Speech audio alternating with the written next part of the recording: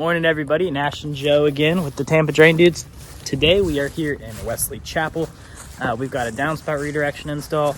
We're going to be adding a couple catch basins in it to get some of the surface water as well. Go ahead and show you what the problem is. We're going to have a problem here. Yeah, that's the problem.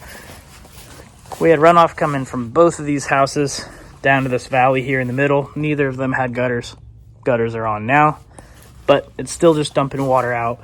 We need to take that downspout, redirect it out towards the road. They got the lawnmowers coming through here, causing ruts. As you can see, they got a little bit of water in here.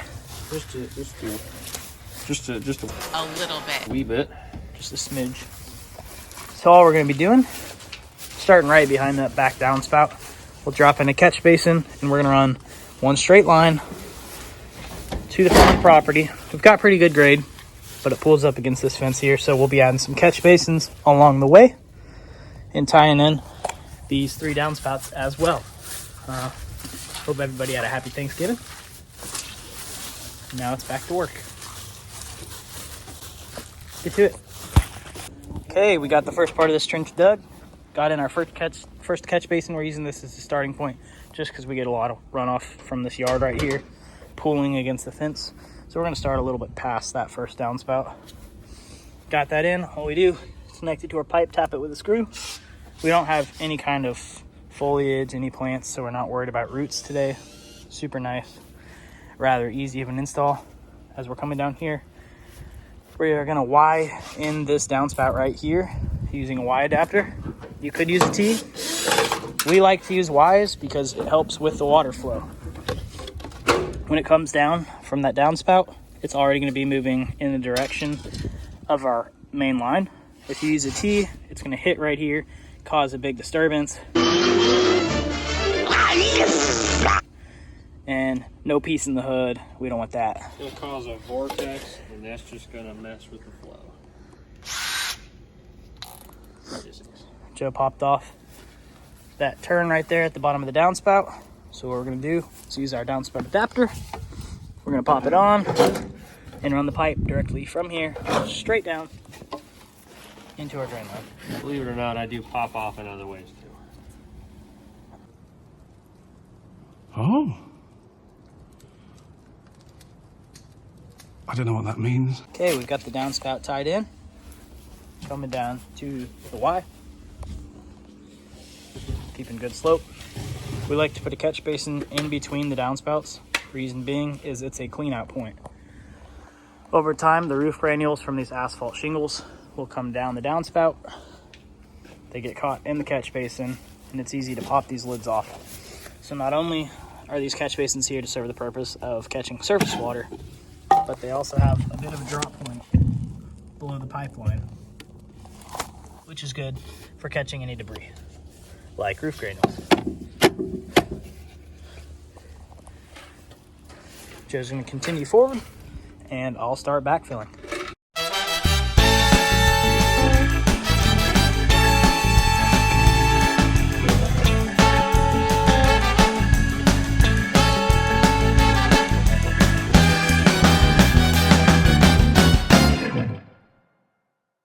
You can see once we get that backfill in and the sod back on, it's almost like we didn't come through and do this.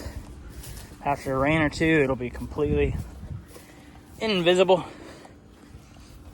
First catch basin here. Whenever you're installing catch basins, make sure you pack around the dirt around the basin. Otherwise, when the water comes in, it's just going to eat away the dirt around the edges. Not going to make it into the catch basin. Joe's working his way down here with the corrugated pipe.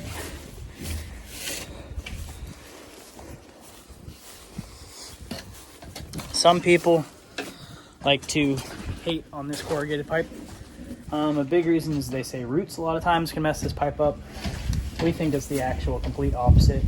If you have big roots coming from an oak tree or a bunch of roots coming from a palm tree and you're worried about constriction, oak tree is going to constrict anything. You see it break through concrete in your driveway, it will crack any SDR 35 or PVC pipe that you run in here, along with a corrugated pipe, if we're being realistic. Biggest thing you want to worry about is little plants, foliage, flowers, things around landscaping planters. you have something like that, biggest problem is they find their way into voids. The longer run of pipe you have, the less joints, less voids. As opposed to PVC, you get it in 10-foot sticks, which means you have a joint or a void every 10 feet. So we think that PVC, SDR35, that kind of pipe, where you're having to join them together, is actually worse for plants getting into the system. That being said, if you are running corrugated pipe and you have plants, we recommend taping any joints you have, just to help the longevity of the drain. Great work, Joe. Thanks, boss. Working off the Thanksgiving turkey.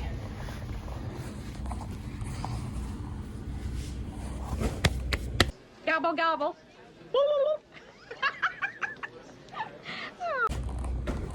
We see you have it.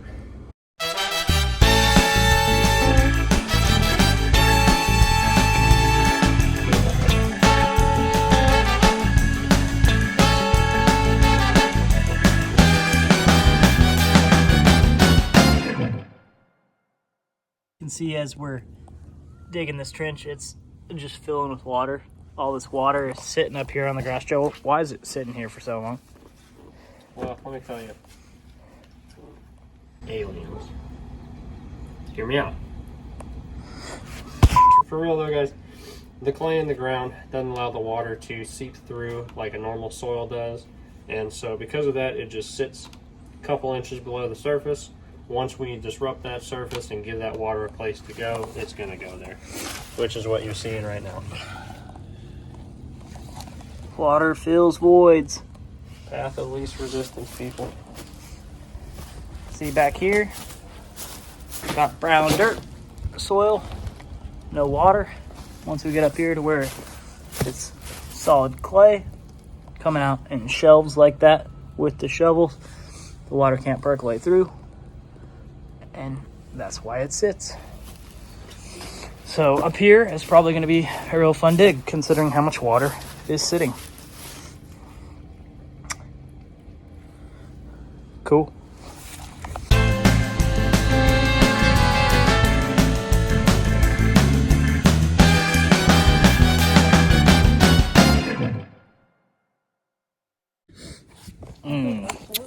We got Culver's back from lunch. We got some energy ready to finish this up. Joe's taking a phone call for work right now. See, we came up past this fence. It's already dried out a bunch. It's actually pretty impressive. This was all pooling water about an hour ago. Found our way into our system. See the back. This was all a giant pool of water. It'll start drying out into those catch basins. Should have water here, and we do.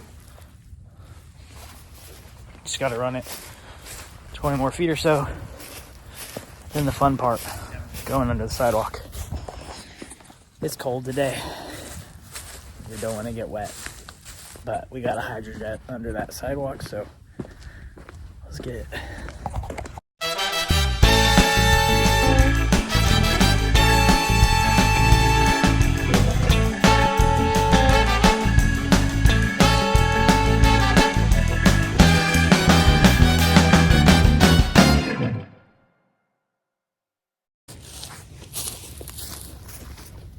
Pro tip of the day. Normally we hydrojet under sidewalks today. We're just gonna do it with shovels to show you that it can be done.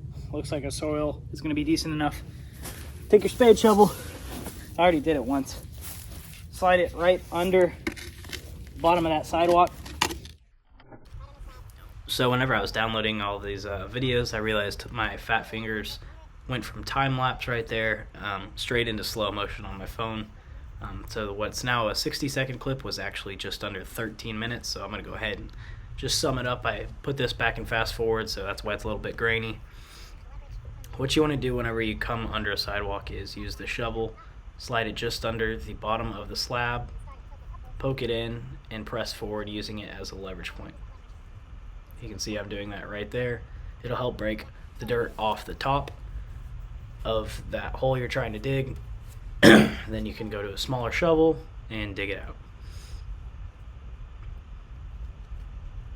Good thing about using these shovels is they're right at 4 inches wide, which is just the width of our drainage pipe, so we don't have to worry about excess dirt being removed, which could cause some loss to the integrity of the slab. All right, Joe's burrowed his way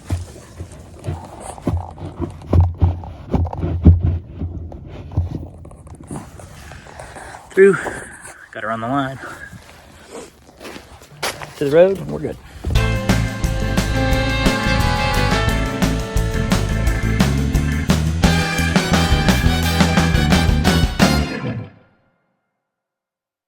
All right, I was backfilling that part back there. Joe's finishing up this front here. Comes out to pop-up emitter. Once that water comes downhill, this lifts up. Water's able to run out down the drainage for the street.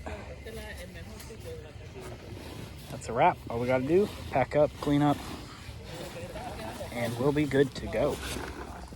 All right, everybody, we are pretty much finished up with this job now. Cleaned up, ready to get out of here.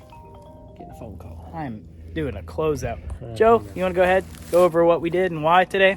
Absolutely. So what we had was a very simple downspout redirection. Connected all the downspouts to one main line that runs parallel to the fence, comes right out along the property line, scoops up underneath this sidewalk, and comes up to our pop-up emitter right here. That's where everything is going to drain out. Along the way, we do have some catch basins as well. That's just to collect any surface water whenever it rains. Otherwise, it was a very simple install, something we do a lot around here. Something you guys can do yourselves. Exactly. Or you can hire us to do it if you're in the Tampa area. If you're in the Orlando area, check out Chuck with Apple Drains. You can find him at appledrains.com. Great company.